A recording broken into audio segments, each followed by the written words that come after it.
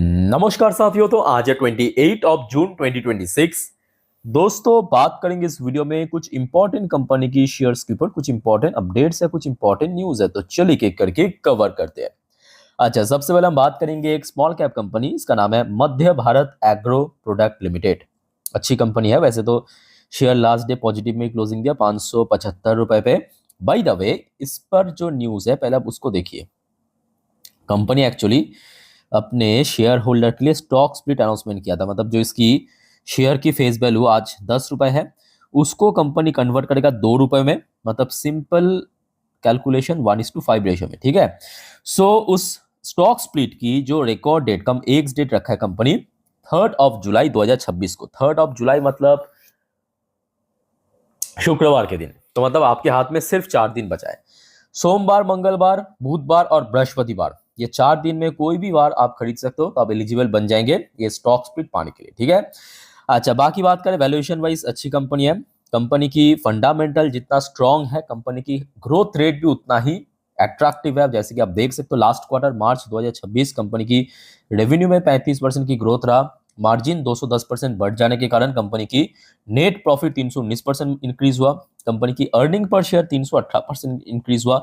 यानी ओवरऑल बात करें छोटे कंपनी बट अच्छी कंपनी है, ठीक है।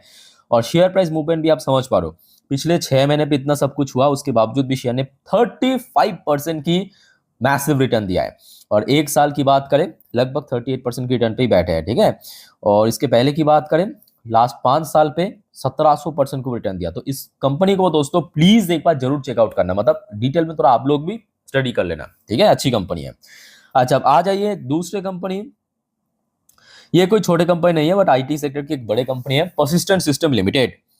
एक टाइम पे काफी कंसिस्टेंट इसका रिटर्न हुआ करता था। अनफॉर्चुनेटली 2026 आईटी के लिए उतना बढ़िया नहीं रहा। बट फिर भी मैं कहूंगा परसिस्टेंट की शेयर में उतना गिरावट नहीं हुआ जितना हमारे ट्रेडिशनल आईटी कंपनीज में हुआ है। और साथ ही साथ दोस्तों ये लास्ट डे मतलब 27 तारीख की ये अपडेट आप देख सकते हो। Persistent system two by German digital engineering firm नगारो। तो ये दोस्तों नगारो जो एक कंपनी है, जर्मनी की एक डिजिटल इंजीनियरिंग सेक्टर की कंपनी है, इसको खरीदने जा रहा है combined entity to generate $2.9 billion in revenue. तो मतलब परसिस्टेंट अपना जो इनकम है और नगारो इनकी इनकम मिला के टोटल सालाना $2.9 बिलियन की रेवेन्यू इस एग्रीमेंट के मतलब इस जो एक्विजिशन होगा उसके बाद कंपनी करेगा।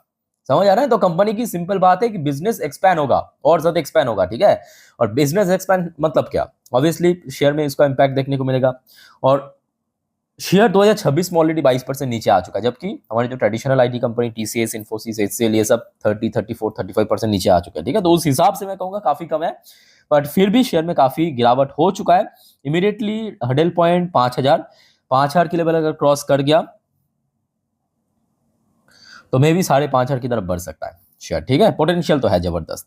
अच्छा, नेक्स्ट देखिए अपडेट है टाटा मोटर पैसेंजर व्हीकल्स के ऊपर भी कुछ शानदार अपडेट है। अपडेट क्या है कि देखिए सरकार लगातार जो फॉसिल फ्यूल बेस्ड कार उसको बार बार मतलब पुश करते हुए ईवी को आगे बढ़ाने की कोशिश कर रहा है, ये आपको पता होगा।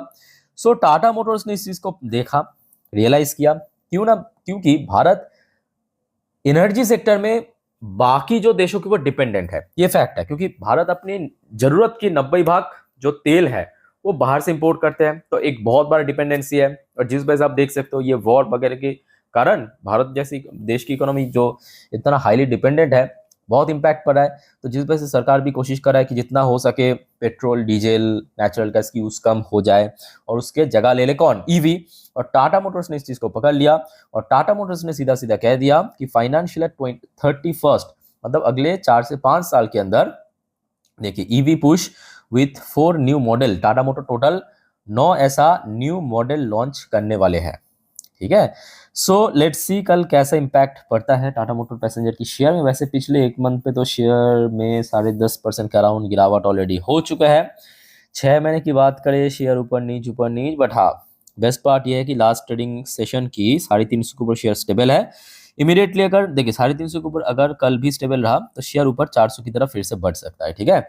अच्छा, वैसे दोस्तों आप में से बहुत सारे निवेशक की तरफ से रिलायंस इंडस्ट्री के ऊपर भी कुछ क्वेरीज आ रहा था। देखिए रिलायंस की शेयर कल किस तरह मूव करेगा वो टोटल डिपेंड होगा किसके ऊपर? कल सुबह क्रूड ऑयल की प्राइस के ऊपर, ठीक है, क्योंकि आपको पता ही होगा पिछले 48 घंटों में बहुत सारे इंसिडेंट हुआ है जियो पॉलिटिक्स में, ऑलरेडी आपके साथ में शेयर कर चुका हूँ। सो ऑयल प्राइस कल जिस तरफ मूव करेगा, रिलायंस इंडस्ट्री की शेयर पॉसिबिलिटी है उसके विपरीत दिशा में मूव कर सकता है, ठीक है। सिर्फ रिलायंस की बात नहीं है, जितने भी ओएमसी कंपनी मतलब ऑयल मार्केट कंपनी, ठीक है। और रिलायंस तो आपको पता ही होगा इसका जो सबसे ज्यादा रेवेन्यू जनरेट होता है आपके O2C बिजनेस से।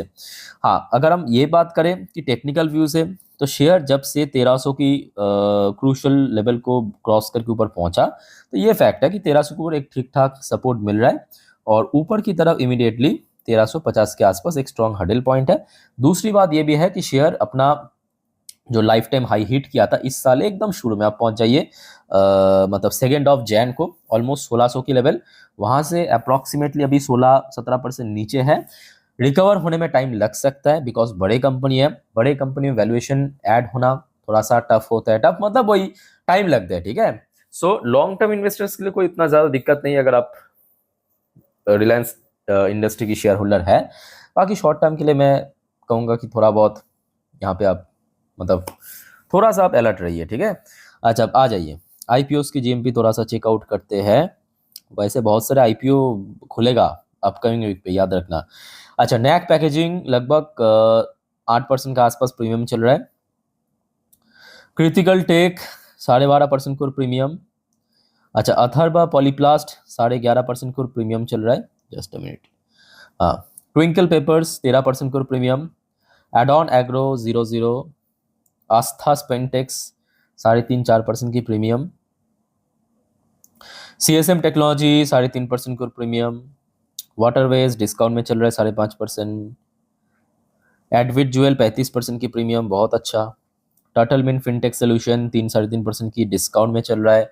बाकी ऑलमोस्ट लिस्ट हो चुका है लास्ट वीक में। चलो आगे बढ़ते हैं दोस्तों अगले टॉपिक पे, बट जाने से पहले एक छोटा सा रिक्वेस्ट आपसे वो करूंगा दोस्तों, अगर आपको वीडियो अभी तक अच्छा लगा, इन्फॉर्मेटिव लगा, प्लीज वीडियो को लाइक करना और प्लीज दोस्तों चैनल को सब्सक्राइब करके जरूर रखिएगा इस प्रकार की जानकारी हमेशा पाने के लिए। और देखिए आज रात की 10:30 की वीडियो तो आपको पता ही होगा, जिस पर हम नेक्स्ट डे मार्केट प्रिडिक्शन यानी कल मार्केट किस दिशा में मूव कर सकते हैं, निफ्टी 50, बैंक निफ्टी की रेजिस्टेंस सपोर्ट या शेयर मार्केट से रिलेटेड सारे जानकारी मैं आपको दे दूंगा पार्ट बाय पार्ट, ठीक है।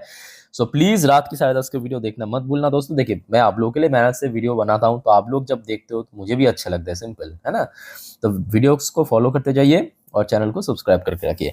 अच्छा, वैसे दोस्तों मैं आपको लास्ट एचएल के ऊपर एक अपडेट दिया था, आई थिंक कि आप लोगों ने देखा और आपको याद भी है। कौन सा अपडेट दिया था, याद कीजिए।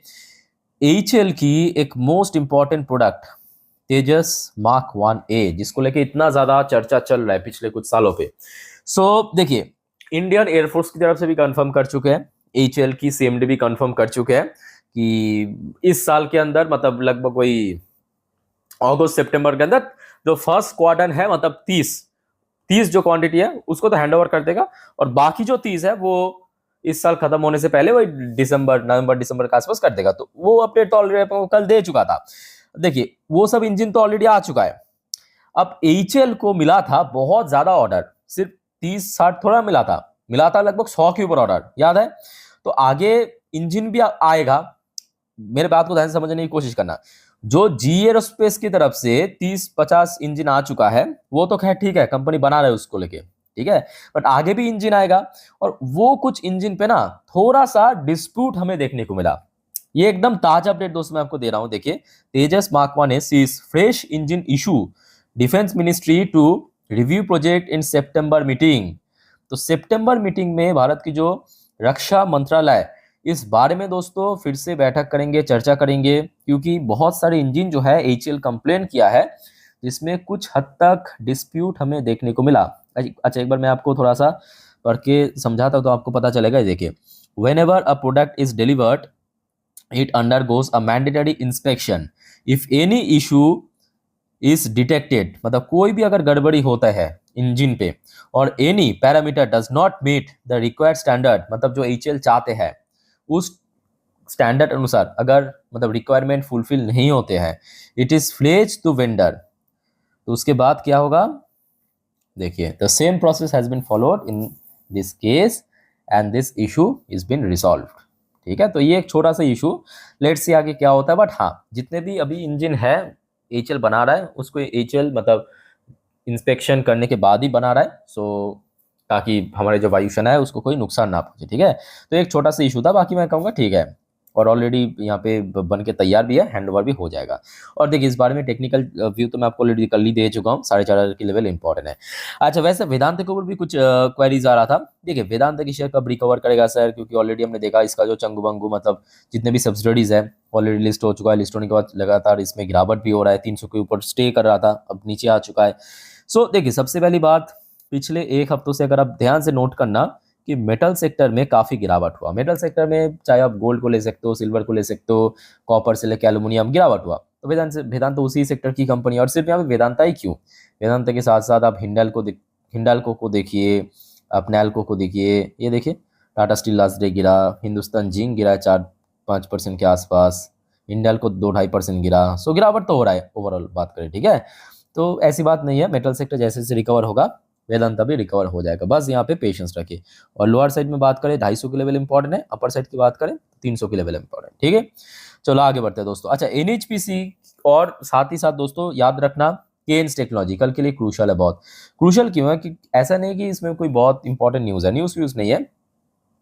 बात यह कि देखिए टेक्निकल अगर आप चार्ट पैटर्न एनालिसिस करते हैं तो आपको पता होगा share last day almost breakout दे ही चुका था, मतलब लास्ट डे अगर आप देखेंगे एनएचपीसी ऑलमोस्ट 80 पहुंच ही गया था। दूसरी तरफ केन्स की बात करें, ये भाई साहब तो लगभग शुरू में 5% ऊपर हिट कर गया था, याद आ रहा है 5% ऊपर पहुंच गया था, बट मार्केट की सेंटिमेंट सेकंड हाफ में थोड़ा और वीक पड़ गया, और जिस वजह से वीक पड़ गया मतलब थोड़ा बहुत डाउन साइड मूवमेंट हमें देखने को मिला था निफ्टी में। सो केन्स भी वो सारा का सारा गेन खत्म करके नीचे आया, ठीक है। बट पोटेंशियल है इसमें फर्दर ब्रेकआउट होने की, क्योंकि शेयर ये दोनों शेयर चाहे एनएचपीसी की बात करें केन्स की बात करें, काफी महीना हो चुका है इसमें कोई बहुत बड़ा मतलब स्ट्रॉन्ग ब्रेकआउट हमें देखने को नहीं मिला।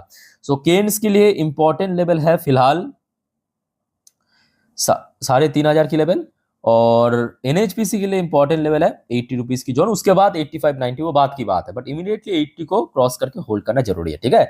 सो लेट्स सी क्या होता है दोस्तों कल। बाकी और कोई आपका कंफ्यूजन डाउट है कमेंट करके पूछिए, वीडियो अच्छे लगे तो लाइक करना, चैनल को सब्सक्राइब करना। टेक केयर, बाय बाय, जय हिंद।